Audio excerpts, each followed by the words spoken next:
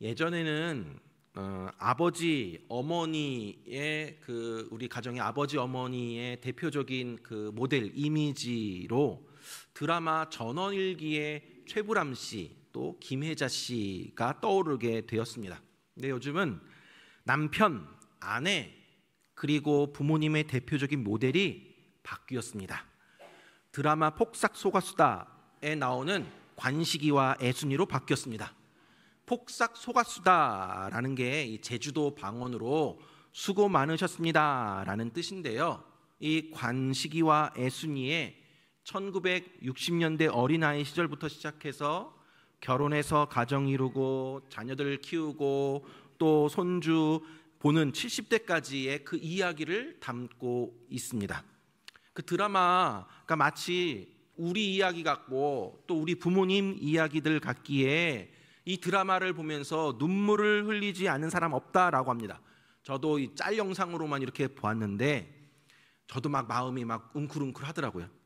극 중에 관식이가 시집살이하는 자기 아내 애순이를 보호하기 위해서 애순이는 나랑 살러 왔지 엄마랑 할머니랑 살러 온 거 아니다 라면서 적극적으로 아내를 지킵니다. 이 무조건적인 사랑이 자녀들에게도 그대로 이어집니다. 딸 금명이에게 아빠 여기 있어. 그러니까 너 하고 싶은 대로 다 해. 또 제대로 안 되면 수 틀리면 빠꾸해 라면서 적극적으로 이 딸 금명이를 응원하고 지지를 보내주고 있습니다. 어떠한 대가도 바라지 아니하고 헌신적으로 사랑을 합니다. 이 관식이는 아내인 애순이를 향해서 그리고 자식인 금명이와 은명이를 향해서 무조건적인 사랑을 전합니다. 그래서 관식이가 이 시대의 아버지의 대명사가 되었습니다. 오늘 본문에서도 자식들에게 무한한 사랑을 베풀어 주고 있는 아버지가 등장합니다. 오늘 본문은 우리가 너무나도 잘 알고 있는 돌아온 탕자의 이야기입니다. 예수님이 잃어버린 영혼에 대한 비유로 말씀을 하시는 것입니다. 하지만 오늘은 어버이 주일을 맞이하여서 이 아버지에게 포커스를 맞추어서 오늘 본문을 살펴보도록 하겠습니다. 자, 어느 아버지에게 두 아들이 있었습니다. 근데 어느 날 이 둘째 아들이 아버지를 찾아옵니다. 12절 말씀 보니까 그 둘째가 아버지에게 말하되 아버지여 재산 중에서 내게 돌아올 분깃을 내게 주소서 하는지라 아버지가 그 살림을 각각 나눠 주었더니 라고 되어 있습니다. 아들이 자기에게 돌아올 유산을 미리 달라고 아버지에게 요청한다 라는 것은 이때 당시 사회에서는 말도 안 되는 일이었습니다. 어차피 줄 거니까 그럴 수도 있겠지 싶지만 당시에는 이 아버지가 살아계실 때 재산을 달라라고 요구하는 것은 어떤 의미였냐면 아버지 왜 이렇게 안 돌아가세요? 빨리 가서 죽으세요. 그래야 내가 아버지 돈을 받죠? 라는 의미가 담겨 있습니다. 완전 아버지의 권위를 무시하는 불효막심한 일이었습니다. 만약에 자식이 이런 요구를 하면 아버지가 자기의 명예를 지키기 위해서 그 아들을 공개적으로 매질하고 내쫓아 버리는 게 그때 당시의 일반적인 관습이었습니다. 그런데 오늘 본문의 아버지는 어떻게 합니까? 아들의 요구대로 그냥 다 줘버립니다. 12절 하반절 말씀 보니까 아버지가 그 살림을 각각 나누어 주었더니 라고 되어 있습니다.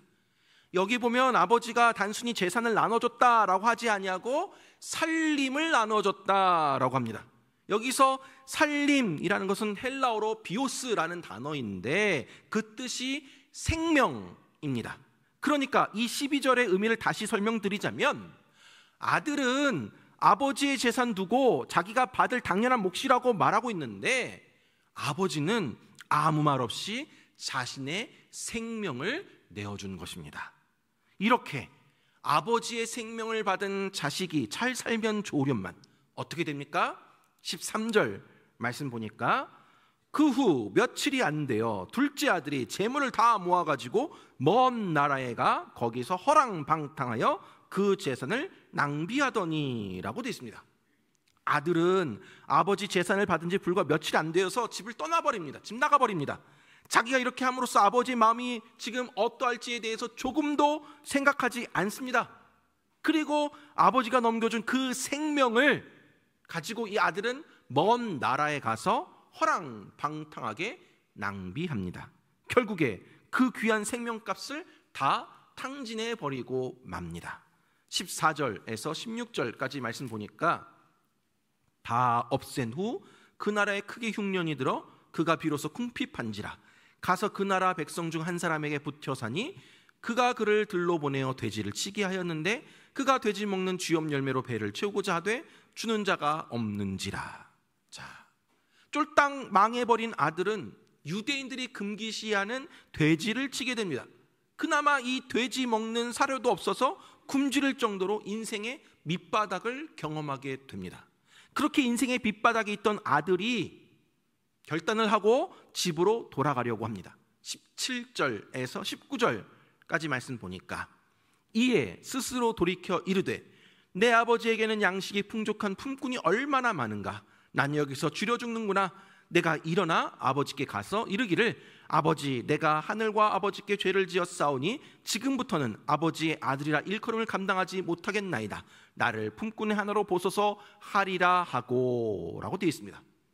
이 아들이 내가 아버지께 저지른 죄를 감당할 수 없으니까 아들이 아니라 그냥 품꾼의 하나로 여겨달라고 해야지 라는 그 마음을 품고 일어나서 아버지의 집을 향해 나아가게 됩니다. 그렇게 이제 집 근처로 갔는데 막상 이 아버지 집에 도착했을 때 어떤 일이 벌어지게 됩니까? 20절 말씀 보니까 이에 일어나서 아버지께로 돌아가니라. 아직도 거리가 먼데 아버지가 그를 보고 측은히 여겨 달려가 목을 안고 입을 맞추니 라고 되어 있습니다. 아들이 집을 향해 오고 있을 때 아직 거리가 먼데 아직 거리가 있는데도 불구하고 아버지가 그 아들을 봅니다. 어떻게 이것이 가능합니까? 매일 아들이 돌아올지 안 돌아올지 나가서 매일매일 아버지가 살펴보고 있었다라는 것이죠. 아버지는 매일 아들이 돌아오기를 기다리고 있었던 것입니다. 그러다가 그 아들이 드디어 멀리 이제 오고 있는 모습을 본 아버지가 어떻다고 합니까? 측은히 여겼다라고 합니다. 여기서 측은히 여겼다라는 것은 창자가 끊어지는 아픔이 있었다라는 뜻입니다. 그러니까 그렇게 가슴 아파하면서 마음 아파하면서 아들에게 달려갑니다. 여러분, 근데 우리는 뭐 달려가는 이 모습 그렇게 특별하게 생각하지 않지만 당시 사회에서는 채통 있는 남자들은 뛰지 않습니다. 이스라엘 백성들은 자기들이 사는 이 땅이 하나님이 주신 땅, 즉 거룩한 땅이기 때문에 그 위를 막 뛰어 달리는 것은 안 된다라고 생각했습니다. 게다가 달리려면 당시의 옷은 겉옷을 들어 올리고 다리를 벌리고 그렇게 뛰어가야 합니다. 그것도 한 집안의 가장에게는 상상할 수도 없는 모습이었습니다. 수치였습니다. 하지만 이 아버지는 자기 체면 전혀 아랑곳하지 아니하고 달려나가서 아들을 끌어안고 입을 맞춥니다. 자, 아버지를 만난 아들이 아버지께 용서를 구하죠. 21절 말씀 보니까 아들이 이르되 아버지, 내가 하늘과 아버지께 죄를 지었사오니 지금부터는 아버지의 아들이라 일컬음을 감당하지 못하겠나이다 하나라고 합니다. 아들이 뭐라고 합니까? 아버지, 저는 죄인입니다. 저는 이제 아버지 아들도 아닙니다. 그저 그냥 종노릇이라도 할 테니까 좀 받아주십시오 라는 것입니다. 하지만 아버지는 아들을 종으로 대하지 아니하고 아들로 대합니다. 아무리 과거가 복잡하고 허랑방탕하고 잘못을 저지르고 악하고 추한 짓을 했다 하더라도 여전히 아들은 아들이다 라는 것입니다. 아버지는 집에 들어온 아들을 맞이하면서 큰 잔치를 벌입니다. 22절에서 24절 말씀 보니까 아버지는 종들에게 이르되 제일 좋은 옷을 내어다가 입히고 손에 가락지를 끼우고 발에 신을 신기라. 그리고 살진 송아지를 끌어다가 잡으라. 우리가 먹고 즐기자. 이 내 아들은 죽었다가 다시 살아났으며 내가 잃었다가 다시 얻어노라 하니 그들이 즐거워하더라. 자, 아버지는 아들에게 제일 좋은 옷을 입히고 손가락에 가락지 끼워주고 신발을 신겨줌으로써 아들, 주인 아들이라는 그 신분을 회복시켜 주십니다. 이제 주인의 모든 권한이 그 아들에게 주어지게 되는 것이죠. 그리고 살진 송아지를 잡아서 큰 잔치를 벌입니다. 자, 이렇게 행복하게 끝나면 좋으련만 오늘 본문은 또 다른 아들의 이야기를 전해주고 있습니다. 25절에서 27절까지 말씀 보니까 맏아들은 밭에 있다가 돌아와 집에 가까이 왔을 때에 풍악과 춤추는 소리를 듣고 한 종을 불러 이 무슨 일인가 물은데 대답하되 당신의 동생이 돌아왔음에 당신의 아버지가 건강한 그를 다시 맞아들이게 됨으로 인하여 살진 송아지를 잡았나이다 하니 라고 되어 있습니다.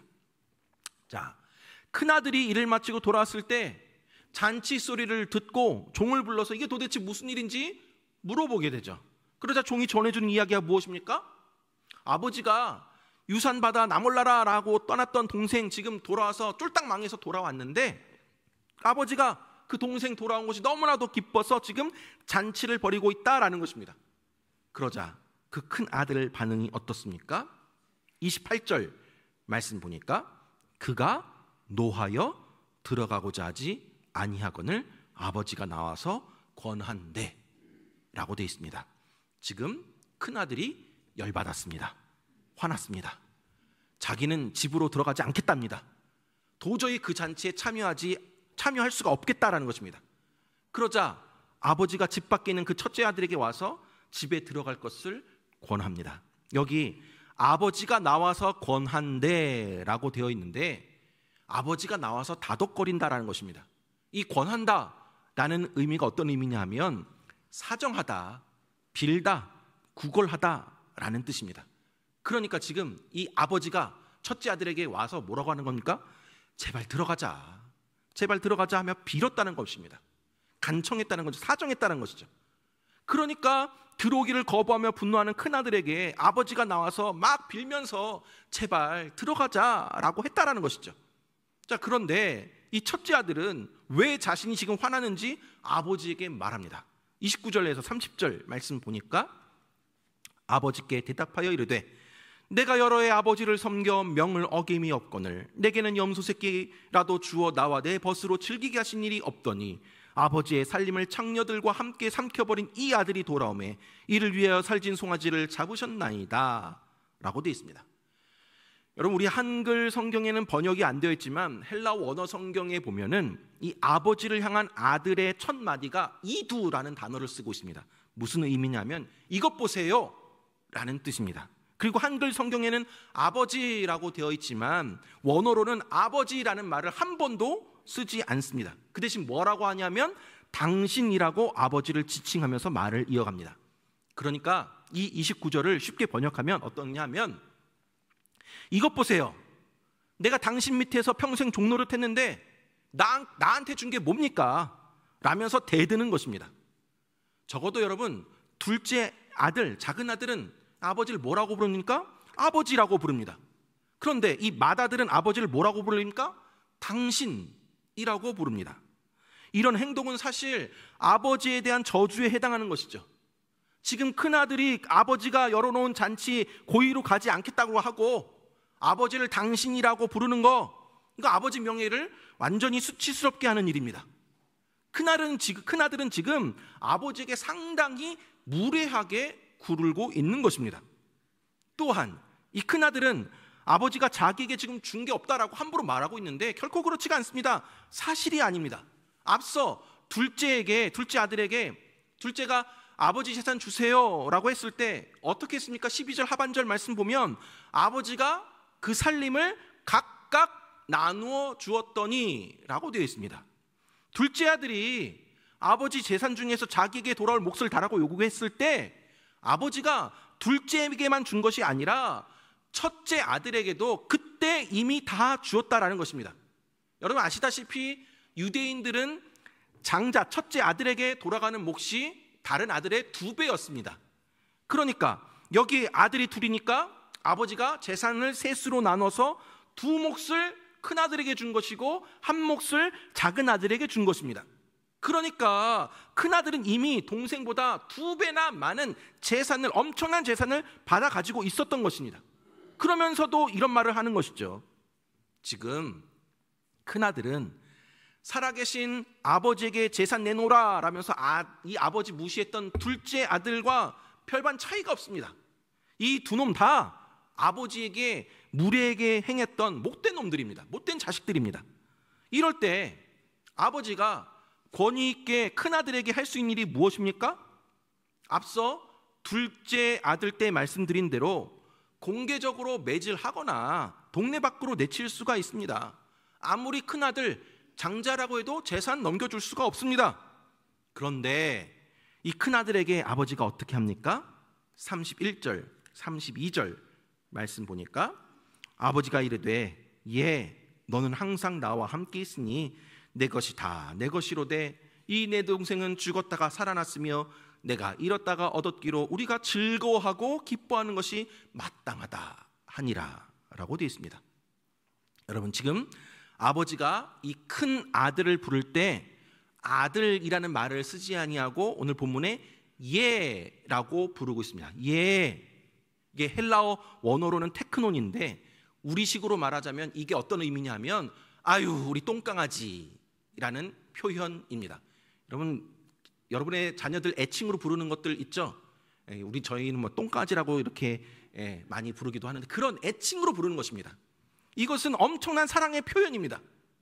여러분, 지금 열받아서 나 잔치 집에 들어가지 않겠다라고 아버지의 권위에 도전하고 반항하고 있는 이 몹쓸 아들을 이렇게 부른다는 거, 이 아버지의 사랑이 변하지 않고 여전하다라는 뜻입니다.